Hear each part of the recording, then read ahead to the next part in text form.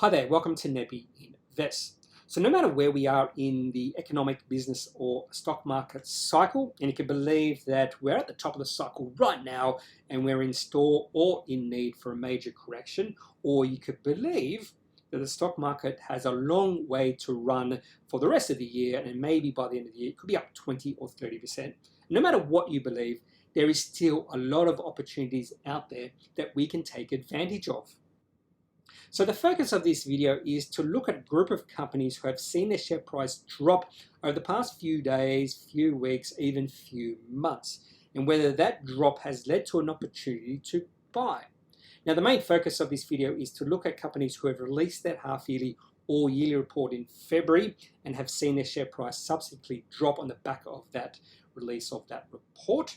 I'll also be looking at one company who has seen their share price consistently drop over the past month or so, and the more it drops, the more interested I become. And lastly, I'll be looking at three companies that all released their half-yearly or yearly report on the 24th of February. And I'll just be looking at how the market has reacted to the release of those reports. Now, the first company I'll be looking at is Netwealth. This is my super provider. Now, they released their half-yearly results on the 17th of February, and the share price has dropped 17% since then. Now, the results on first glance look quite good, and I haven't really delved deeper into them, but revenue up 24%, EBITDA up 30%, net profit after tax up 35%, and funds under administration up 36%. So for some reason, the market didn't like it, so potentially this has led to an opportunity to buy. And right now, the share price was getting very close to a good support level of just above $14. So if it goes below $14, this would be quite bearish. So this is a potential buy if you're interested in this company. I would recommend doing a little bit more research on the results and why the market reacted quite negatively towards them. So the second company is McPherson's. This is a company I've done before, particularly after their trading update, which they released on the 1st of December 2020, which did see the share price drop quite considerably after this fairly long period of downtrend with the share price. You can see the share price dropped from $3 all the way to below $2 before the release of the trading update. So the market saw something it didn't like about McPherson's. The trading update then saw the share price drop to just above $1.10, and it's been going sideways ever since then. On the release of the half-yearly results on the 17th of February, we did see the share price drop quite a bit, even though the results were consistent with their guidance. But I think it was the outlook from the company that the market didn't like. So they actually said in the outlook they expect second half 21 and financial year 21 EPS to be materially below second half 20 and financial year 20. So a lot of times the market reaction to results isn't based off the results, it's based off the outlook. And we probably saw that with McPherson's. So the next company I do know a little bit about, and this is a company I've held for quite a while in the past. I'm no longer a shareholder. Now, they did release a trading update at the beginning of this year after the share price had dropped quite a bit. We did see a little bit of a recovery, but right now the share price has fallen below that low right on the trading update. So that's quite bearish. They did release their half-year results on the 17th of February, just like the other two companies I've already done. And in isolation, the results were quite negative. So everything was down. Revenue down 4%, EBITDA down 15%, profit after tax down 23%, operating cash flow down 10%. So in isolation, you would have thought the market would have hammered Altium. But the management of this company does really well, a really good job at marketing the future potential of the company. And they do have some guidance they have for 2025.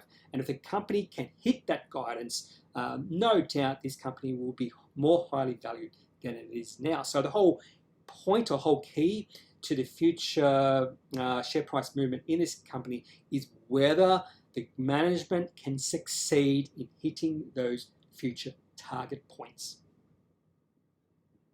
So the next two companies I'll be looking at are two companies I have no desire or intention to buy, but the whole point of me doing these videos is to share ideas. So just because I don't like these companies or don't think I'll buy them doesn't mean you have to share similar thoughts to the way I am. Now, the first company is Coles. Now, the market did react quite negatively to the release of their report. The share price was down 12%. But when you look at the numbers, it was just quite good in isolation. So revenue up 8%, EBIT up 12%, net profit after tax and EPS up 15%. Those are really good numbers for the type of company Coles is, and you would expect maybe the market would react quite positively to that. But the market is always about the future. How is this sector going to perform in the future? And Coles gave us some insight into how they think the sector is going to perform in the next year or so. In their outlook section, they did say sales in the supermarket sector may moderate significantly or even decline in the second half of financial year 21 and into financial year 22. And that is what spooked the market, and that is why the share price of Coles went down 12% on the release of this report. So the second company that I have no intention or even any desire to buy is Charter Horse. So if you like this sort of company, I would recommend maybe doing a little bit of research, because the share price has dropped 10%, and a 10% drop in this sort of company is quite significant. And right now I do have a bit of support line there, which is the horizontal brown line. It did fall through that line and then it bounced up over it again. So that could be a good potential price point to buy into Charter Horse. So again, I recommend you do a little bit more research into this company, because right now could be a good time to buy Charter Horse. Now, the next company I'll be looking at is Xero, and this is the company whose share price has been dropping quite consistently over the past few months, and the more it drops, the more interested I become in this company. So it's dropped 24% in 2 months. Got to a high of $160, or just shy of $160 back at the end of last year, and right now is around $120. $120 level is a good support, so that's why we're becoming really interested right now. And yesterday, on the 23rd of February, the share price did fall below $120 and then rebounded quite well on some strength. But today, last time I looked on the 24th of February, the share price has again fallen below 120, and if it remains below that level, that'd be quite bearish. Now, in the back of my mind, and this is just the thought I've been having, that the tech sector has really outperformed the rest of the market over the past decade or so, and that sort of outperformance might not be true for the next 10 or so years. We could see the tech sector really underperform the rest of the market over that period of time, and there is potential, just potential, there is potential that tech investors who have done really well over the past decade are really going to do badly over the next few years, and other sectors of the market, maybe value investors, will do really well and outperform the market in the future. So that's just something in the back of my mind. Doesn't necessarily mean that's going to happen, but I think those who are investing right now in America and on the NASDAQ might be in a rude shock over the next few years, because that might not be the place to put your money. It's just a thought, and it's some sort of thought to explore. Doesn't necessarily mean it's going to happen, but history shows us that sort of thing, that mean reversion does happen. So the next three companies I'll be looking at all released their half-yearly or yearly report on the 24th of February. BIGTINCAN, Altium, and Nanosonics. All three companies I have held in the past, but I'm no longer a shareholder. And all three companies have seen, well, the share price has been under pressure over the past few months at least. Now, BIGTINCAN did get a peak in the share price of $1.50 back in October. Then they released a fairly weak Appendix 4C, and we've seen the share price drop ever since then. Got to about $1 in January, and then we saw a bit of a recovery in the share price. I thought that could have been a turnaround. Got to $1.20, and then the share price has been under pressure ever since then. And just yesterday, February 23, the share price fell below $1, and that fall below a good level of support is quite bearish. So we'll have a look at how the market has reacted to their half-yearly report. Now, on first glance, the half-yearly was okay. Annual recurring revenue up 50%, revenue up 33%, and they have reaffirmed guidance. So everything looks okay, but we'll have a look and see how the market has reacted. Appen.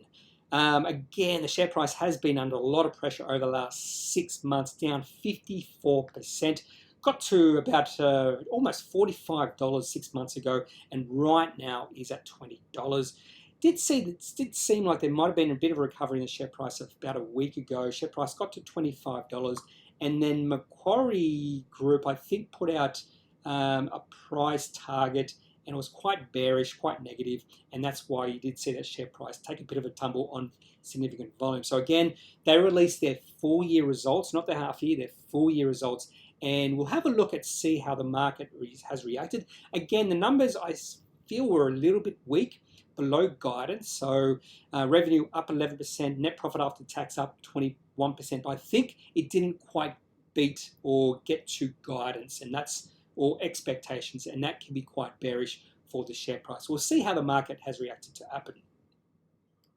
And finally, Nanosonics. This has been a company I've held a couple of times in the past, and over the last 2 months, the share price has dropped 27%. You can see how volatile it was. Back in November, they released something which was quite bullish, and the share price went from $5 all the way up to $8, and then the share price has dropped since then from $8 all the way to $6. Their results they released were looked on first glance looked quite bad. Revenue down 11%, profit after tax down 97%.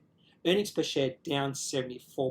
So how has the market reacted to those results? Because again, the market reacts to how the company's results beats or falls below expectations, and it also reacts to any sort of guidance a company gives. So we're going to have a look at how the market has reacted to Nanosonics results in the next slide. So here is the market reaction to the release of these three companies' reports. This is taken 45 minutes after open. Now, mind you, just because this is taken after open, doesn't mean necessarily this is how the market will finish with these companies. We saw this with BlueScope Steel the other day. The market was down 4% just after open and then finished up 2% by the close. So Nanosonics down 12%. BIGTINCAN down 5% and Appen down 7%. So all this negative reaction to the market over the past few months for all three companies has continued on the back of the release of these results. I was sort of hoping that one of these results might surprise to the upside, and that would be a buying situation. But at this point in time, there's no reason to buy into any of these companies just yet, because the share price could keep falling over the next few months. I personally would wait to see a bit of a turnaround, a bit of a change in the sentiment with all three companies. So that's all I've got on this video. Whether it's time to buy these companies who have seen their share price drop quite a bit over the past few days, weeks, or months. So is it time to buy? Well, I'll leave that up to you. In my opinion, when I see the share price dropping, particularly on a release of results, that is not the time to buy. I tend to do the complete opposite. When a company releases results and the share price rises quite substantially, that is the time to buy. In these sort of circumstances, I wait for a shift in sentiment. I wait for the share price trend to change, and that is the time to buy. Or I wait for a good announcement, a very positive announcement from the company. Now, you can think completely different than I, and that's fine, because we all have different investing strategies, or we should have. So if you want to leave any comments to tell me that I'm completely wrong, feel free to do that. I have no problem with that. Otherwise, I'm not a financial advisor. So if you do need financial advice about your own circumstances, make sure you seek out someone who is qualified. Otherwise, that's all for this video. Have a good day. Bye.